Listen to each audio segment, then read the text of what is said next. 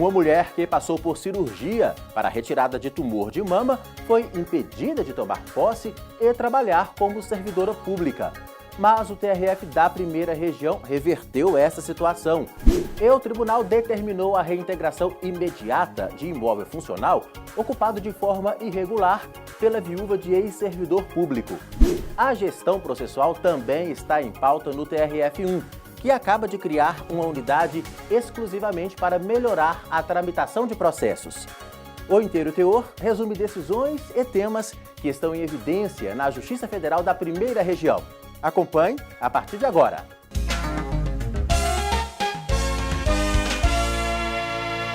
Uma mulher que teve câncer de mama foi impedida de tomar posse como servidora pública, mesmo após retirar o tumor e passar por tratamento. Ela buscou a justiça e garantiu o direito de assumir o cargo e poder trabalhar. Afinal, esse tipo de restrição poderia até ferir a chamada dignidade da pessoa humana, como consta no processo. Médicos oncologistas também afirmam que até mesmo um paciente com câncer ainda em tratamento pode continuar trabalhando desde que liberado pela equipe que o atende. Veja na reportagem de Daniela Garcia. Em 2011, Meire Moore recebeu uma daquelas notícias que ninguém está preparado para ouvir. Diagnóstico de câncer. Foi tudo muito rápido. Em pouco tempo, ela precisou retirar as 2 mamas, fez a reconstrução e seguiu todas as recomendações médicas. No princípio, você fica um pouco abalada, as medicações também mexem um pouco com você, né? Te deixa assim um pouco, não estressada, mas todo o complexo da cirurgia, a mama, a retirada da mama para a mulher mexe muito com ela, com a autoestima, com a beleza da mulher. Então eu fiquei assim um pouco impactada, mas depois, com o apoio da família, dos amigos, eu vi que aquilo era muito pequeno. Então eu comecei a acreditar que aquilo era mais uma etapa de uma vida, né? E levei da melhor forma possível. Quem também ajudou neste processo foram os colegas de trabalho. Meire Moore ficou apenas um período afastada e depois retomou as atividades. Eu ainda me considerava uma pessoa ativa e jovem, né? Para poder parar tudo. Então aí eu peguei e voltei. Eu gosto do trabalho, me sinto valorizada, me sinto apta para estar sempre ajudando e trabalhando, cooperando.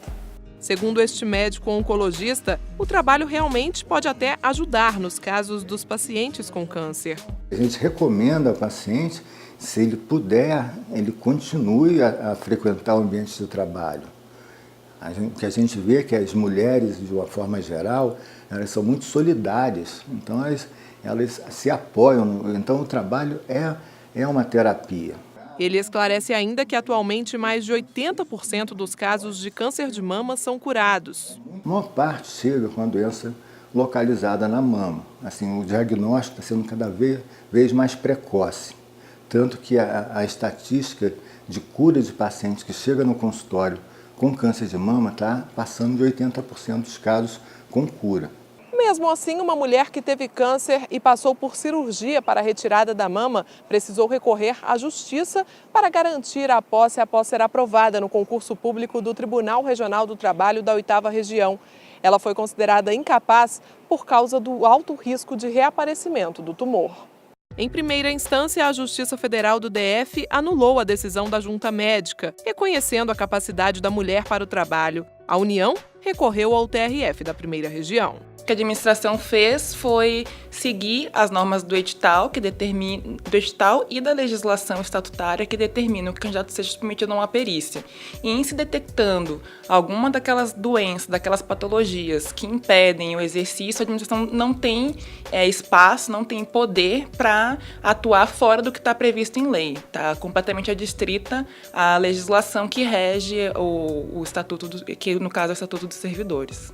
Mas a 6ª turma manteve o entendimento de que nem mesmo o diagnóstico de câncer impede a posse de uma pessoa em cargo público quando não há prejuízos ao exercício de funções. O relator, desembargador federal Cássio Marques, ressaltou que na leitura do laudo pericial judicial consta a afirmação de que, no caso, há compatibilidade entre o diagnóstico feito anteriormente e o exercício atual das atividades inerentes ao cargo pretendido. A restrição poderia ferir até a dignidade da pessoa humana, segundo o desembargador. Este advogado explica que o fato pode caracterizar discriminação.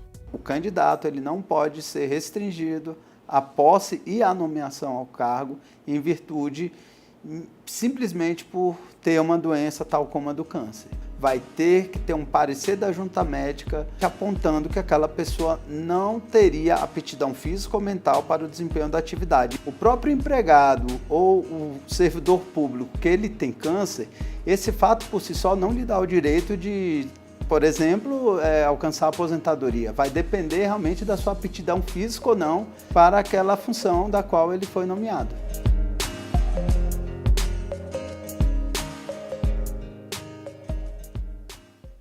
Decisões como essas estão na página do TRF da Primeira Região. O endereço é esse que aparece aqui na tela. E a seguir você vai ver: TRF1 determina a reintegração imediata de imóvel funcional ocupado de forma irregular por viúva de ex-servidor. E a gestão processual ganha destaque no TRF da Primeira Região. Uma secretaria acaba de ser criada para cuidar exclusivamente desse assunto. Voltamos já!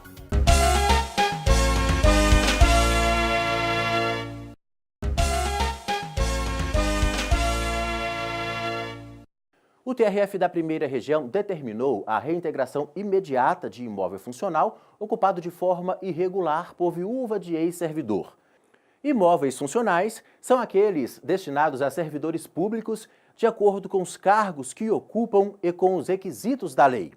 A decisão é da terceira sessão do TRF1, que também condenou a viúva do ex-servidor ao pagamento de taxas de ocupação devidas e não quitadas no período entre fevereiro de 2007 a abril de 2008, quando foi devolvido o imóvel. A mulher afirmou que nunca participou de qualquer negócio jurídico com a União e o marido era o beneficiário da ocupação do apartamento e signatário do termo de ocupação da unidade residencial.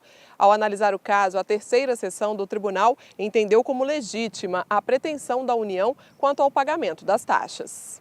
A viúva ocupou o imóvel em Brasília na condição de dependente do servidor, que faleceu em março de 2003. Dessa forma, deveria ter devolvido o apartamento. Mas não foi o que aconteceu. O Judiciário vem se esforçando para otimizar a tramitação de processos e oferecer respostas mais rápidas para a sociedade. No TRF da Primeira Região, o maior tribunal regional do país, uma secretaria foi recém-criada somente para cuidar da gestão das ações, por temas específicos e direcionamento conforme a jurisprudência. Acompanhe comigo.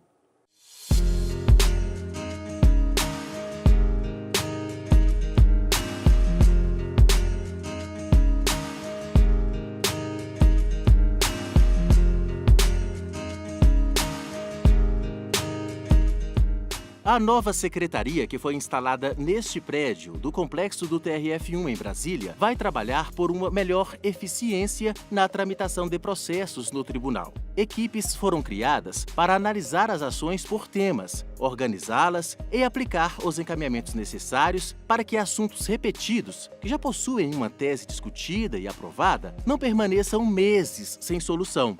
As mudanças acompanham inovações da legislação de processo civil, que introduziu no ordenamento jurídico brasileiro institutos como o incidente de demandas repetitivas e a repercussão geral, para que os tribunais tratem melhor de temas considerados repetidos. O CPC ele fez com que o tribunal desenvolvesse métodos e tecnologias e procedimentos, né, que já eram adotados pelas instâncias superiores desde 2008, com a criação dos repetitivos e do Instituto da Repercussão Geral. O CPC ele replicou para os tribunais de segundo grau, os estaduais e os federais, a possibilidade de também instruir procedimentos que afetem e que suspendam a tramitação até uma definição posterior de tese. O primeiro passo para essa reorganização na área processual do tribunal é o mapeamento das metodologias de trabalho hoje implementadas, com informações precisas quanto às etapas e profissionais envolvidos. A equipe do Centro de Desenvolvimento e Aperfeiçoamento de Servidores do TRF1 está encarregada desta triagem. Por ser uma unidade que está sendo criada, ela pode trabalhar no sentido de verificar se os seus processos de trabalho estão adequados à sua atribuição, né? Então, como é uma área que é muito importante e tem uma demanda que está sendo muito forte em termos dos recursos repetitivos e outras ações, então esse trabalho vai repercutir de uma maneira positiva nas entregas que a unidade vai prestar. Nas 3 primeiras semanas de funcionamento, quase 700 processos passaram pela análise da nova Secretaria do Tribunal, todos eles físicos e relacionados à matéria previdenciária. Graças ao trabalho das equipes, foi possível identificar que 65% destas ações dependem de análises ou providências para que continuem tramitando. Algumas delas ficarão sobrestadas, ou seja, aguardarão a definição sobre o tema em instâncias superiores. Os outros 35% terão o processamento regular, mais célere. A ideia é que a SECAR venha auxiliar a assessoria dos gabinetes, porque sabe-se que há um quantitativo muito grande de processos, né, nas unidades jurisdicionais do TRF, não só em primeiro como em segundo grau, e a ideia é que a gente consiga, com o Instituto dos Repetitivos, maximizar o julgamento daqueles processos que não estão afetados e tentar dar prosseguimento, depois de uma afetação e uma tese definida, no julgamento daqueles que são recursos repetitivos. Este advogado, que atua na Justiça Federal da Primeira Região, acredita que a criação de uma secretaria só para cuidar da regularidade processual e jurisprudencial no maior TRF do país vai proporcionar mais segurança e rapidez para as partes. Para a advocacia, com certeza, qualquer tipo de esforço vindo do Poder Judiciário, dos serviços cartorários, é de grande valia, tanto para a advocacia quanto para a cidadania e para a sociedade, porque certamente vai se dar um tratamento adequado e uniformizado a todos os processos de matéria repetitiva. E isso vai uniformizar o tratamento processual entre as varas e os tribunais.